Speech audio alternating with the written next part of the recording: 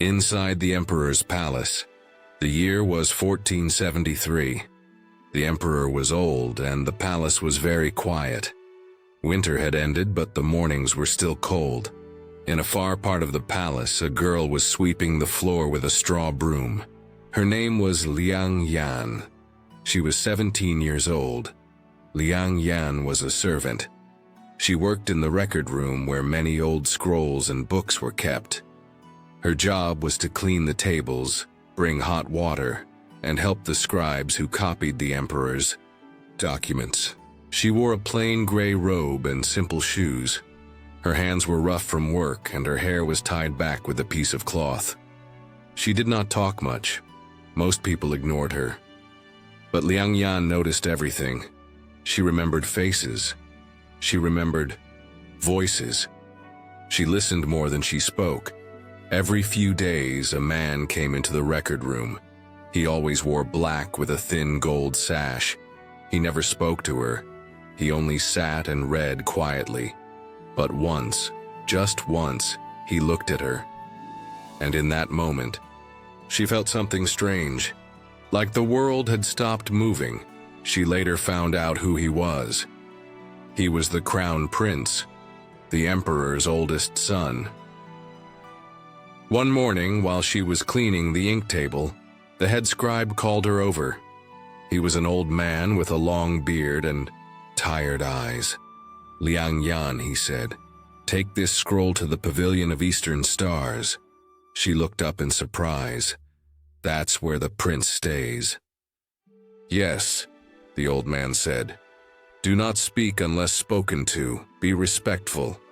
Go now." Liang Yan bowed and took the scroll in both hands. Her fingers were shaking. She walked through the long palace halls, past many gates and guards. The palace was large, and the sun had not yet warmed the stones. Her feet were cold, but she kept walking. When she reached the gate to the Pavilion of Eastern Stars, 2 guards stood in front of her. They crossed their spears and said, "What is your business here?" She bowed and answered softly, "I have a scroll from the record room. It is for the crown prince." One guard took the scroll, looked at the seal, then gave it back. "You may enter. Go straight in. Do not look around." Liang Yan stepped inside. The room was quiet. There were tall windows with red curtains.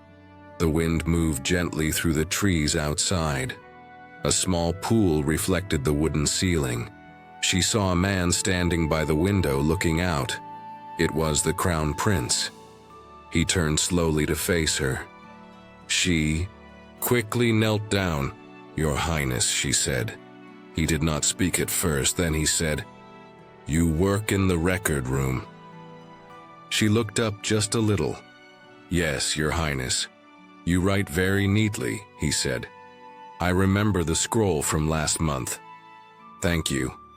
He walked toward her and took the scroll from her hands. His fingers touched hers for a moment. "You may leave now," he said. She bowed again and turned to go. But just before she reached the door, he said, "What is your name?" She stopped. "Liang Yan." "That is a good name." She left quietly. That night she could not sleep. Her heart beat fast. She did not know why he remembered her. She was just a maid. She had done nothing special. But she remembered the way he looked at her. Not like she was a servant, but like she was a person. 2 days later, another strange thing happened. A different scribe gave her a scroll and said, "The crown prince wants this delivered by your hand, no one else." Liang Yan nodded. She went again to the Pavilion of Eastern Stars. The guards now recognized her. They let her through with just a nod. When she entered, the prince was sitting alone, reading a book. He looked up. "You came," she bowed. "Yes, Your Highness." He put down the book and said, "Sit for a moment." Liang Yan was surprised. "I am not allowed to?" "I say you are," he said. So she sat, careful and quiet. For a while, They said nothing. Then, he asked, "Why do you always look calm?" She didn't know what to say. "I don't speak much," she said finally. "People don't listen anyway." "I'm listening now," he said. She looked at him. He smiled just a little. "That is rare for me, too." They sat in silence again. The wind moved the red curtains slowly. Then he said, "Come back tomorrow. I have more scrolls." "Yes, Your Highness." From that day on, Liang Yan was sent to the pavilion many times. Sometimes with scrolls, sometimes with nothing. Sometimes he just wanted her to sit and talk. Or not talk. He would ask her about small things. What the scribes were like, how she learned to read, what she thought about the rain. Once he said, "You are quiet, but your mind is not empty." And she answered, "You are a prince, but your heart is not proud." He looked at her for a long time after that, but good things do not stay hidden for long. One afternoon, Liang Yan passed a group of maids in the hallway. One of them whispered, "There she goes, the prince's little shadow." Another one laughed, "He must be bored if he's talking to her." Liang Yan walked past them without a word, but her chest felt tight. That night, the head scribe called her into his office. "I heard things," he said. "People are talking. Be careful. You are not like them. You do not have anyone to protect you." "I understand," she said. He looked at her with sad eyes. "No," he said, "you don't." The next day, Liang Yan was not called to the pavilion, and not the day after. 3 days passed. 4. She kept doing her normal work, cleaning tables, carrying water, helping copy old scrolls. She didn't ask questions. She didn't speak to the scribes, but her mind was not quiet.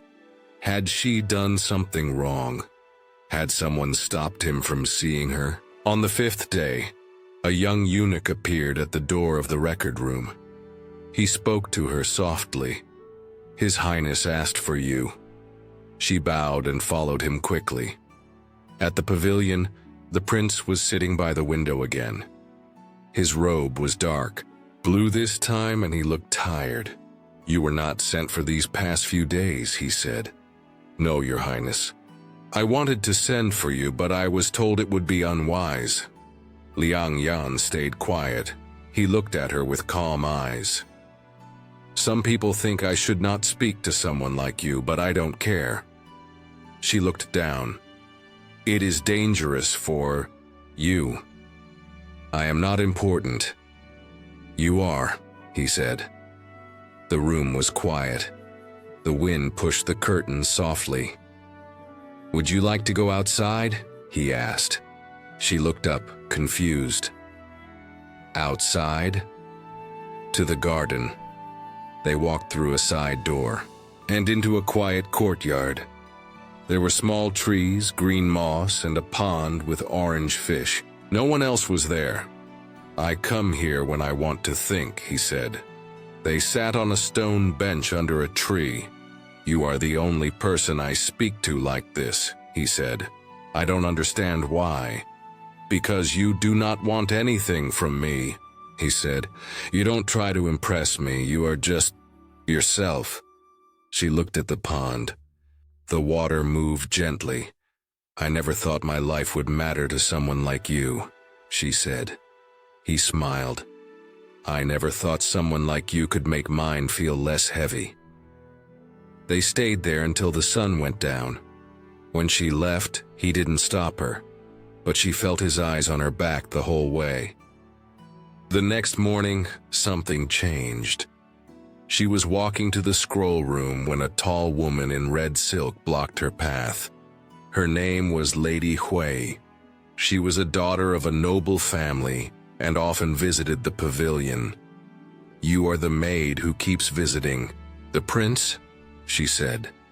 Liang Yan bowed. "Yes, my lady." Lady Hui's voice was cold. "You may think he is kind. You may think he notices you. But people like you do not last long in the palace." Liang Yan did not reply.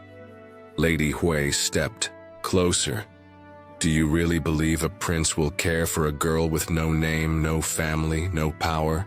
Still, Liang Yan stayed silent. Lady Hui smiled. "Then you are a fool." She walked away, leaving Liang Yan standing alone. That night, Liang Yan sat in her small room, staring at the wooden floor. Her hands were cold. She remembered the prince's words, "You are important." But Lady Hui's voice stayed in her mind too. "People like you do not last long in the palace." The next day, Liang Yan went to the pavilion again. The prince was waiting. "You look tired," he said. "I'm fine." "No, you're not." She lowered her head. "People are talking," she said quietly. "I don't want to make trouble for you."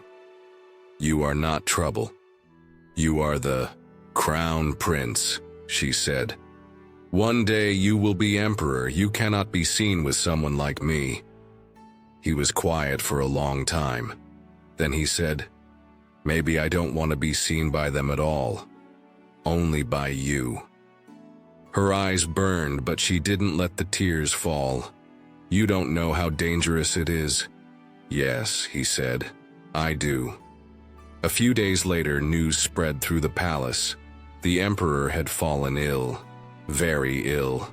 Whispers moved through the halls. The younger princes were gathering support. Some ministers changed sides. The crown prince stayed calm, but Liang Yan could see the worry in his face. He met with her less often now, only late at night, only in quiet corners. One evening, he met her in the garden again. The moon was full. The trees swayed gently in the wind. "If something happens to me," he said, "I want you to leave the palace." She looked at him. "Why?" "Because they will hurt you to hurt me." "I don't want to leave." "You may have to." She shook her head. "Then let me choose.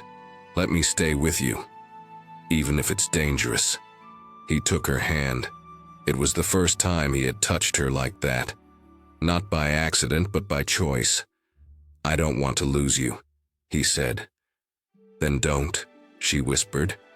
He held her hand, tightly, but peace doesn't last long in a place full of power.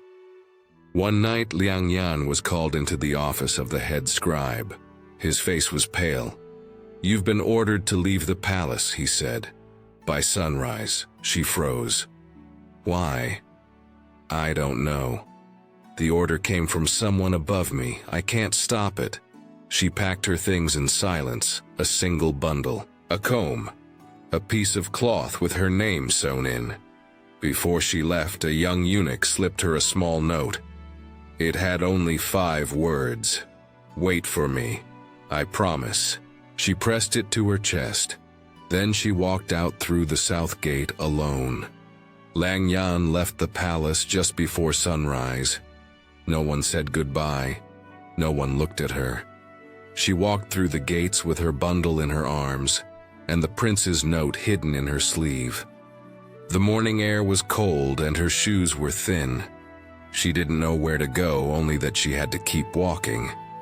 By nightfall, she reached a village near the river. It was small and quiet. She found work at a tea house, cleaning floors and serving bowls of soup. The owner was kind, and the old women in the kitchen liked her. They didn't ask where she came from. They only asked if she could work hard. She said yes. Days passed, then weeks, then months. Each day she waited for news. Each night she held the little note in her hand before she slept. "Wait for me. I promise." But no one came. One afternoon, almost a year later, a traveler came to the tea house. He was dressed like a simple man, but Liang Yan could tell he was not poor. His hands were too clean, his eyes too sharp. When he finished eating, he left a small folded cloth on the table. Inside was a silver coin and a note. "The Emperor is dead. The new Emperor remembers you." Her heart stopped for a moment. She ran out to look for the traveler, but he was gone. That night she didn't sleep. She stayed up watching the moon move across the sky, her thoughts spinning. What did the note mean? Was it really from him? Did he still think of her after all this time? The next morning, the tea house owner found her packing her bundle. "I have to go," Liang Yan said. The old woman nodded slowly. "Be careful, girl. Sometimes the past is not what we expect." She returned to the capital by foot. It took her 4 days. When she reached the city, she didn't go straight to the palace. Instead, she stood outside the main gate, looking up at the tall red walls. Nothing had changed, but everything felt different. She didn't know if he was really waiting. She didn't know if he could even see her, but she had come. She waited near the gate all day. Just before sunset, a small group of guards passed by. One of them slowed down as he saw her. He looked once, then again, then walked quickly into the studio entrance. A few minutes later, a young eunuch came running. "Are you Liang Yan?" he asked in a low voice. "Yes. Come with me." He led her around the side of the palace through narrow passages until they reached a quiet garden behind the main hall. And there he was, the Emperor now. He stood by a tree, dressed in dark robes with a gold belt. His face was the same, but older, stronger, but his eyes were still his. He looked at her not as a servant, not as a stranger, but as someone he had waited for. "You came back," he said. "You asked me to wait," she said. "I did." He walked slowly to her. "I searched for you for a long time," he said. "I couldn't send men openly, they would have stopped me." "Why now?" she asked. "Because now no one can stop me." She looked at him unsure. "I'm not a noble," she said. "I'm still just a girl with no name." He took her hands in his. "You are not just a girl. You are the one I never forgot. The one who saw me before the crown." Tears filled her eyes, but she didn't cry. Not yet. After that day, things moved slowly. He gave her a small home within the palace walls, far from the other nobles. He did not call her concubine. He did not ask her to serve. He simply visited. At night, they would sit and talk like before. No crown. No guards. Just the two of them under the same moonlight. The servants whispered. The ministers grew angry. They wanted him to marry a noble woman. Someone with land. Someone with power. But he refused. "She is mine," he said simply. "I owe no one an explanation." One evening they walked through the garden together. Plum trees were blooming again. The air was soft like before. He stopped under one of the trees and turned to her. "I want to make you my wife." Liang Yan stared at him. "They won't allow it." "I'm the Emperor now," he said. "Let them try to stop me." "I have no name," she said. "No family." "Then I will give you my name," he said. "You may lose respect." He smiled. "I would rather lose respect than lose you." The wedding was small. No parade, no music, no golden gowns, just candles, quiet, words, and two hands joined under falling petals. The palace did not cheer, but outside the gates the people heard of it, and they smiled.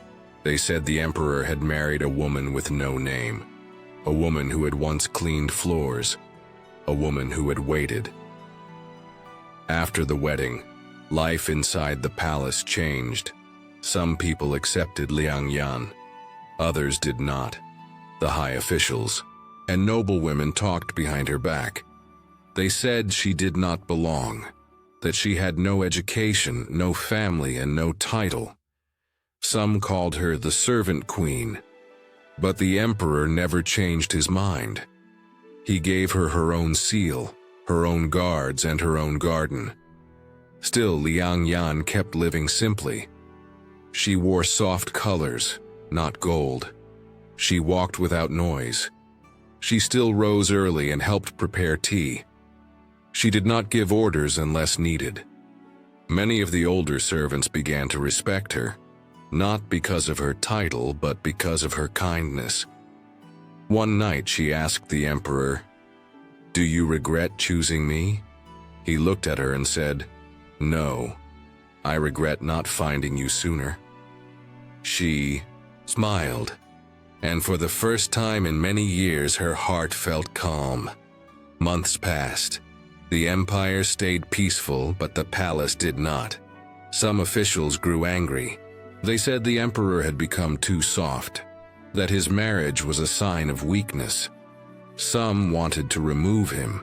Others tried to get close to him by pretending to like Liang Yan. One minister sent her a gift, a robe made of rare silk. She accepted it politely but never wore it. Another tried to meet her alone. She refused and told the emperor. That man was removed the next day.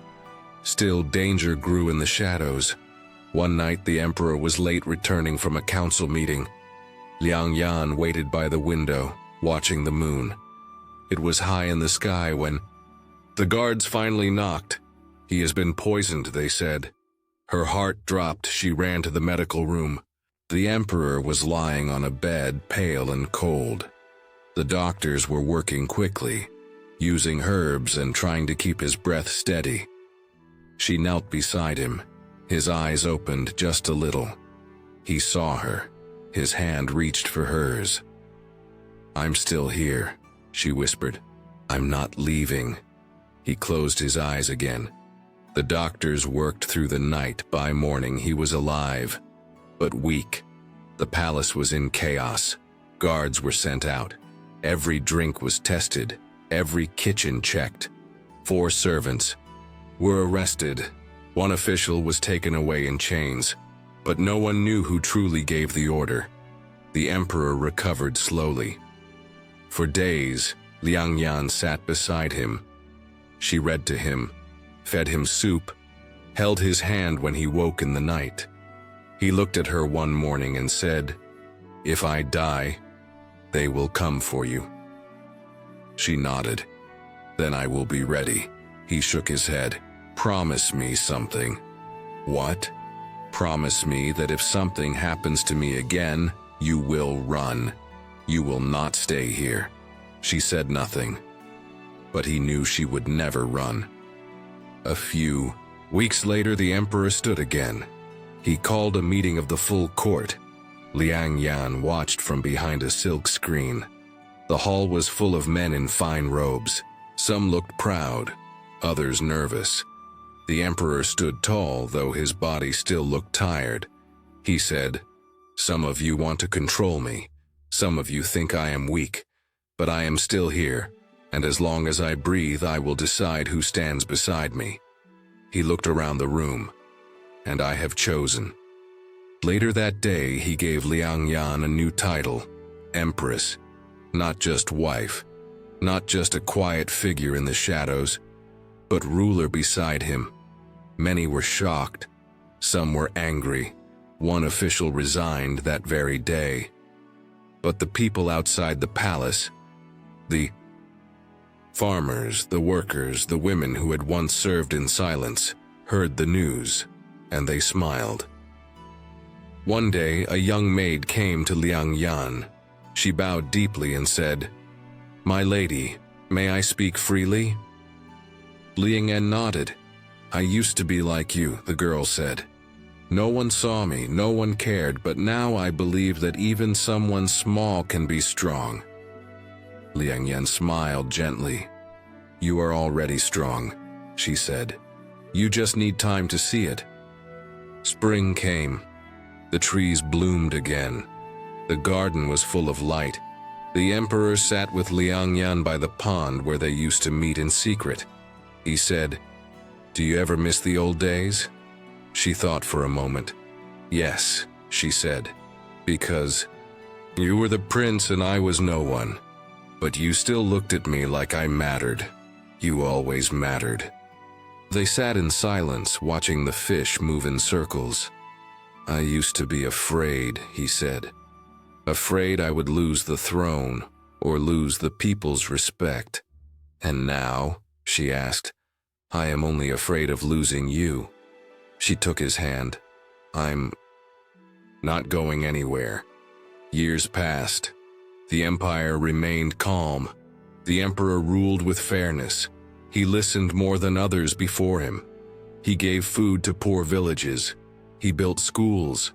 He lowered the taxes. People began to love him, not only as a ruler, but as a man, and they loved her too. At first, they only called her the quiet one, the girl with no past. But over time, they gave her another name, the people's Empress, because she remembered what it was like to be small. She helped the sick. She protected young maids. She made sure no servant was ever mistreated. She never forgot where she came from. One winter, she visited the clinic inside the palace, the same one where she once boiled water and cleaned the floors. An old woman bowed and said, "My lady, do you remember this place?" Liang Yan smiled. "I remember every stone." When she walked through the gardens now, people bowed deeply, but she never looked down on them. And still, at night, when the halls were quiet, she would sit with the emperor beside the pond. They would drink warm tea, watch the moon, and remember. One night, as snow began to fall outside, the emperor sat with her in their private room. He said, "I had everything before I met you. Gold, guards, power. But I was alone." She looked at him. "And now? Now I am full." She rested her head on his shoulder. "Sometimes I wonder," she said, "what would have happened if I never looked up that day? If I had just kept sweeping the floor?" He smiled. "I would have still found you." She laughed softly. "That's what you always say." Because it's true. They were quiet after that. Outside, snow fell slowly on the palace roofs. The trees were bare, the world soft and white. One spring, when the flowers began to bloom again, Liang Yan fell ill. At first it was a cough, then fever, then weakness. The doctors came, but they could not find a cure. The emperor stayed beside her bed every night. He held her hand like it was the only thing keeping him alive. "Don't leave me," he whispered. She smiled, even through the pain. "I'm still here." But her body grew weaker. One night she asked him to bring her to the garden. They wrapped her in blankets and carried her to the pond. The plum trees were blooming. The petals fell like they did the first day he noticed her. He held her in his arms. She looked at the sky. "This is a good place to say goodbye," she said. He shook his head. "Don't." She touched his cheek. "I waited for you. And you came. That's enough for a lifetime," he cried. He didn't care who saw.